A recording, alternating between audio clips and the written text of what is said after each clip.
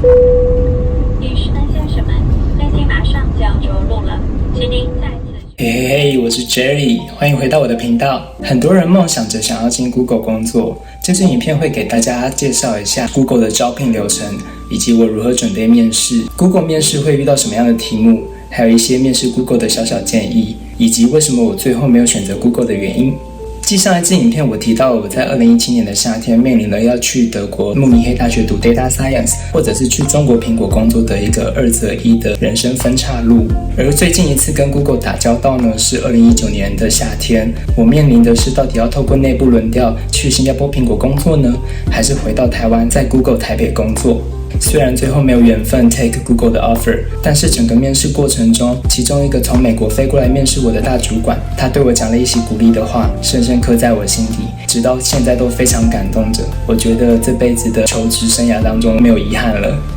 想知道大老板到底对我讲了什么吗？一定要看到最后哦。第一次发现我的频道的朋友们，我的影片主要会分享我在外商的职涯、校园或者是海外生活的大大小小分享，或者是一些心灵鸡汤。喜欢这类型主题的朋友，请一定要订阅我的频道哦。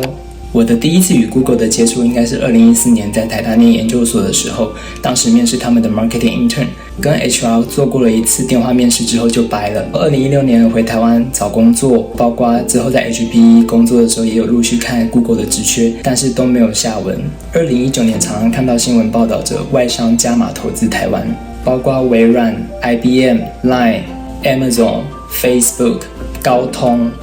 美光等等的，还有今天要讲的 Google。 除了原本并购 HTC 的手机部门而有的新店办公室，在桃园呢也有研发的办公室，本来在台有一个资料中心，最近呢更是加码在台南也准备成立一个新的资料中心，在板桥呢更是打造了一个可以容纳2到3千人的一个大园区。在这边跟大家理清一个观念，外商在台湾的布局呢，有时候并不只是因为针对台湾市场要在台湾卖东西或服务，很多时候是由于一些供应链或者是战略性的因素，就像新加坡是很多外商银行或者是科技公司的亚太总部一样的道理。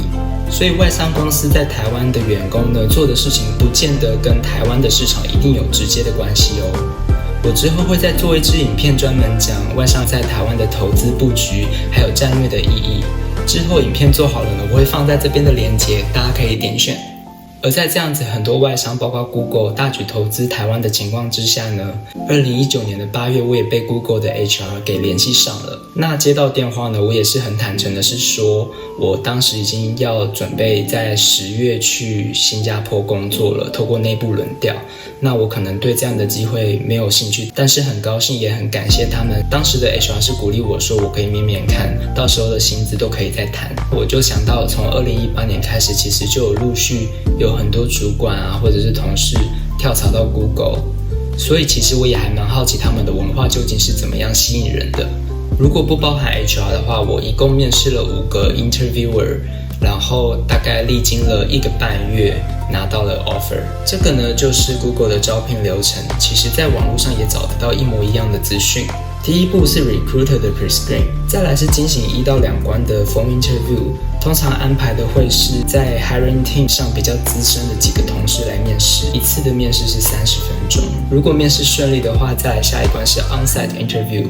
会邀请 candidate 到现场跟面试官进行1对1的对谈，大概会有4到5个面试官。如果没办法的话，他们也有可能透过 Hangouts 去 interview。再来下一关是 Hiring Committee Review， 这个 Hiring Committee 位于美国，是一个第三方公正的审核小组。你在面试流程中面对的任何一个面试官，他都会给你写评价，给你写 summary。比如说你在 phone interview 面试了2个人，在 on-site interview 面了4个人，那这6个人都会给你写 summary， 分别送到这个位于美国的审核小组，而且面试官之间是不能彼此讨论沟通的。这样子的流程目的呢，是为了确保每一个面试官他都有自己对于 candidate 的评价，他把这6个人的评价收集起来，再去做出一个最公正的判断。由于这个审核呢非常的严谨，所以通常能过 hiring committee 的几率大概是20到30%。如果你通过这一关的话，恭喜你，原本的 recruiter team 呢就会跟 compensation team 去 co-work 来谈怎么样去核薪。offer review 完之后就是拿到 offer 啦，屁屁。我是8月2号的时候 Recruiter K 打给我了解现况，我也诚实告知了他说，我其实应该10月底11月初我就要 move 到新加坡去了。当时呢，他是鼓励我说可以尝试看看。我觉得 Google HR 还蛮用心的，是说他积极的帮我去找 Hiring Manager 先来一个 Coffee Chat。但 Hiring Manager 他其实人在加州总部，在那个州的周末的礼拜天晚上加州时间 ，Hiring Manager 从加州打给我，跟我聊了1个半小时。要面试的是一个 Materials Program Manager 的 role。在8月5号早上进行了这一场 Coffee Chat 之后，我很快在晚上就收到了印度的 HR Recruiter 收来的面试安排我进行隔天的一个 Phone Interview。8月6号我人其实已经回到上海了，我就和台北办公室的一个 Team Member 进行了 Peer Interview。隔天8月7号，我收到的回馈是说面试 positive feedback， 然后就把我转接到了另外一个 recruiter J， 告诉我接下来8月20到22的3天会有 onsite interview， 叫我空下来。我其实人在大陆 ，HR 呢很用心的帮我安排了，我选1天飞回台湾面试，他们就把所有的面试都挤在上午让我完成，我下午就可以搭飞机回大陆了。我在8月20号下班之后呢，搭了飞机回台湾。现在在成都双流机场，准备要回台湾去 Google 面试。吃着非常具有中国特色的飞机餐食，在门口跟阿嬷还有爸爸打了一声招呼，我就走了。到了韩舍爱美酒店，现在在台北的韩舍爱美。刚刚柜台人员还跟问我说：“请问你的 Google 的员工证？”我就说我是来面试的，我没有员工证，瞬间尴尬。然后就跟他讲说：“我是 Apple 的 ，Apple 的员工协议价应该比 Google 员工协议价还便宜吧？”他查了一下说：“对。”不过因为报账的问题，我可能还是要用 Google 的协议价，这样子他们打在账单上那个抬头才会是 Google。其实当天呢，工厂出了一个状况，所以我还在加班。我其实回到酒店以后，没有花太多时间，还在准备面试。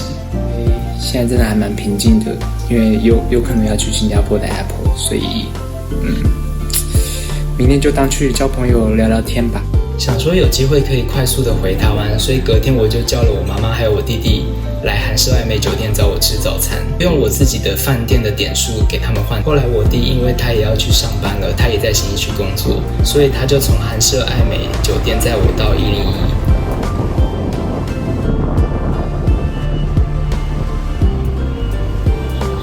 Please enter floor number. Please press company name button. 请取卡。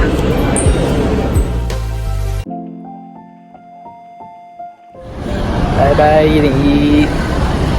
26号 Recruiter J 就发给我 email 通知我说，整体来讲面试官都对我的表现挺满意的。在接下来他就在 email 里面跟我要了我在 Google 有没有认识任何人啊，那他们跟我的关系是什么，给他们最新的我的履历，以及当时我在中国苹果的薪资细节，还有如果说我有 competing offer 的话可以提供，那当时我就是提供了新加坡的 offer， 还有最后就是一些 biographical 的 information。 我在8月28号给了他们这些资料以后，我在9月13号过了 hiring committee。在9月17号的时候，他们跟我讲说，他们无法匹配我的期望薪资，无法匹配我新加坡苹果的薪资，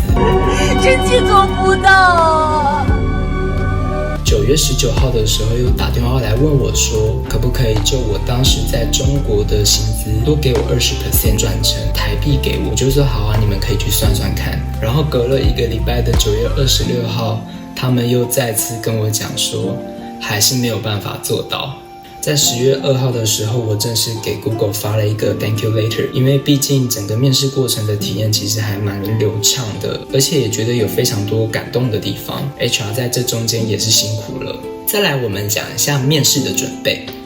我这个面试呢是针对供应链相关的 Program Manager 的 role。如果是软体工程师的话，在面试的过程中应该会有一些 coding 的测试。其实网络上有非常多的资源，甚至面试的题目都可能会有哦。在面试之前呢，我做了这以下几点的准备。我会先好好研究 job description， 从里面去找一些关键字，跟我当时候做的工作有没有一些对应。中间呢也去找了当时公司里面做这个 role 的同事取经，我约了一天晚上请他吃饭，他也跟我分享了他当时面试苹果 MPN 的一些过程，还有什么东西是需要提醒的，以及他在做他的工作的时候哪一些东西是他的 priority， 他觉得最重要的特质、最重要的核心的一些知识是什么。Google 的 HR 让我惊艳的其中一点呢，是他们在信里面就大方的跟我讲说，其实你可以看一下这个影片，这个影片会有一些面试的 tips， 你可以参考看看。题目大概会问哪一些方面的类型，我觉得非常的透明。另外一点也是蛮重要的，你可以去找一下你身边有没有一些 Google 的朋友，你可以去跟他们讨教，他们当时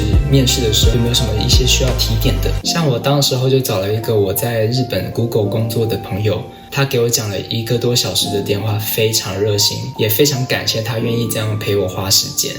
而且提点了好多我没有想到的一些准备面试的 tips。再来的话就是按照面试的心法去做练习，这个面试心法呢，我也在影片的后面呢跟大家分享。我们来讲讲面试心得。在8月21号当天，我一共面试了4个人，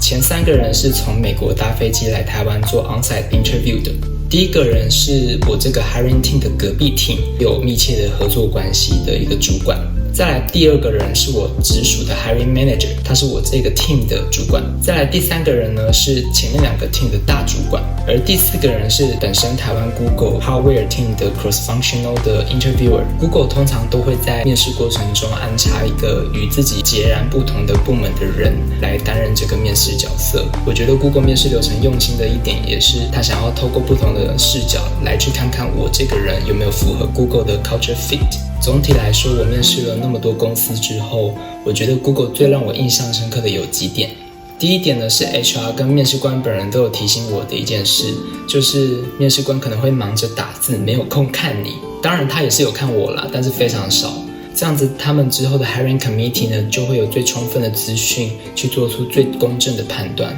所以在你的回答当中如何去回应这一点呢？你就要尽量的去帮面试官去讲一些关键字，或者是用非常结构式的回答，让面试官好一点记录你的回答。比如说你可以善用5个 W 的结构，或者是列点1、2、3，去告诉面试官你的想法是什么，你怎么样去解决一个问题。再来第2点特色呢，就是 Google 的 behavioral questions 行为问题。这类型的问题呢，就是丢给你一个情境，让你去解决一个问题，或者是问你怎么看待这样子的事情，你的下一个动作是什么。而我在前面的 phone interview 或者是后面的 onsite interview 共5个人当中呢，除了自我介绍以外，他们都是从题库当中随机抽题，平均一个人会问5到6个问题。所以在前面闲聊完之后呢，他们就会开始低头的疯狂打字，不会看你，就是不看你，你不好看。其中几个面试官也很好笑，提醒我说，如果有人已经问过你同样的问题，你要告诉我，我要换个题目。那针对这一点呢，我建议大家可以多上网刷题，可以上网打 Google Behavioral Questions， 而我也有把我一个连结放在影片的资讯栏当中给大家做参考。而第3个特色就是位于美国的 Hiring Committee， 这个很有特色的审核小组，他会去收集你整个面试过程中 interviewer 的 summary， 你对问题的回答记录，还有推荐的程度。这个审核小组呢，每一个人会做出1、2、3、4的评分，1代表不录取，2代表偏向不录取，3代表偏向录取，4代表录取。最后大部分拿到 offer 的案例呢，都是几乎每一个小组的人都给了4。那如果说大家都给了4，只有1、2个人给了1或2，那小组的大家就要好好的坐下来理解一下，为什么这个 candidate 会被打1或2分，可能会好好的质问这个打1分的同仁，人家跟你有仇是不是？你为什么要给人家打1分？如果歧义不能解决的话，他们甚至会安插多1到2关的面试给这个面试者。第4点，HR 会适时的提供一些资源或者是叮咛，也在他们的 email 邮件里面去给我一些面试的资源。比如说他们还安排了一个我未来的 team member， 在我 onsite interview 的中午吃饭的时候带我去吃饭，让我透过与他的交谈去更认识这个 team。HR 非常赞。第5个特色就是我觉得面试官总体来讲人都很好，他们在我回答完每一个问题之后都会给予一个很简短的一个评价或者是回馈。再来我们谈谈面试的题目，因为题目呢是机密，所以我建议大家多上网看看。虽然我不能直接分享我被问到的面试题目，但是我可以跟你说，你在网络上看到的很多都是很像的。虽然话是这样说，但是我还是给大家来介绍一下我如何去做自我介绍，然后你如何去回答，你还有没有什么问题想要问我的这种问题。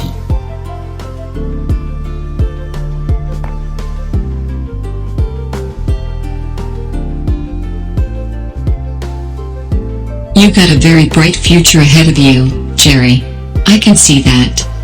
I've done 400 interviews at Google. So just want to encourage you, no matter what happened, keep that perspective, that curiosity, and drive to try new things. You will do really well wherever you go. 而且大老板看起来还是一个非常干练的亚裔女性，她用着一口纯正的美式腔调。虽然没有缘分进 Google 工作，但我觉得听到大主管对我讲这鼓励的话，我觉得已经足够了。最后没有选择去 Google 的原因有3个。第一个是我觉得应该趁年轻的时候多在海外生活或工作看看，去积累一下自己的经验，不要那么早回台湾。第2点是说，我觉得我始终还是一个果粉，像是我们每一次库克老大站上台上去发表我们的新产品的时候，我的耳朵都会怀孕。第3点就是新加坡的pay究竟是比较好，毕竟生活水平是比较高的。综合了我那么多的面试经验，我有整理出一些面试心法或者是 tips 给大家做参考。那我也会再做一支影片专门讲这些面试心法。想要知道这些面试心法的朋友们，请帮我在这部影片按赞、分享、订阅、开启小铃铛，或者是追踪我的 IG， 这样才不会错过最新的影片上架通知以及更多的干货哦。有什么问题或者是有更多有兴趣的内容，都欢迎在下方留言让我知道哦。那今天就先这样子啦，拜拜。